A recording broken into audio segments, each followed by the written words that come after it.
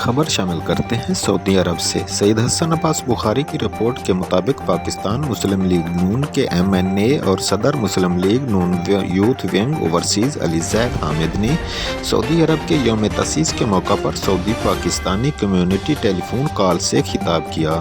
ان کا کہنا تھا کہ سعودی عرب کا آج یوم تاسیس کا دن ایک عہد وفا کا دن ہے، جس طرح پاکستان کا 23 مارچ کا دن ہے۔ مملکت خدا سعودی عرب جس کا پوری دنیا میں سب سے اعلیٰ مقام ہے، کیونکہ ہمارا قبلہ ہماری دنیا و آخرت کی بھلائی اس سعودی عرب سے ہی وابستہ ہے۔ ہمارے دین کا قلعہ بھی یہی جگہ ہے۔ سعودی عرب ایک پوری دنیا میں ایک ایسا ملک ہے کہ جو ہر ایک بندے کو اپنی دل و جان سے بھی زیادہ عزیز ہے۔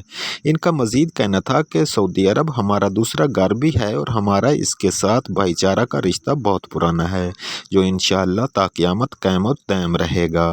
ہم دعا گو ہیں کہ اللہ تعالیٰ شاہ سلمان بن عبدالعزیز اور محمد بن سلمان کو اللہ تعالیٰ لمبی عمر دے اور ان جیسے نیک اچھے اور حکمران اور پوری مسلم امہ کو ساتھ لے کر چلنے والوں کا سایہ ہم پر سلامت رکھے، آمین۔ صدر اوورسیز مسلم لیگ نون یوتھ ونگ علی زید حامد نے آخر میں دورہ سعودی عرب کا عندیہ دیا، کہا کہ میں بہت جلد سعودی عرب کے دورے پر بھی جاؤں گا اور مسلم لیگ نون یوتھ ونگ کے ورکروں کے ساتھ ملاقات بھی کروں گا۔ اللہ تعالیٰ سے دعا ہے کہ اللہ تعالیٰ ہم سب کا حامی و ناصر ہو، آمین۔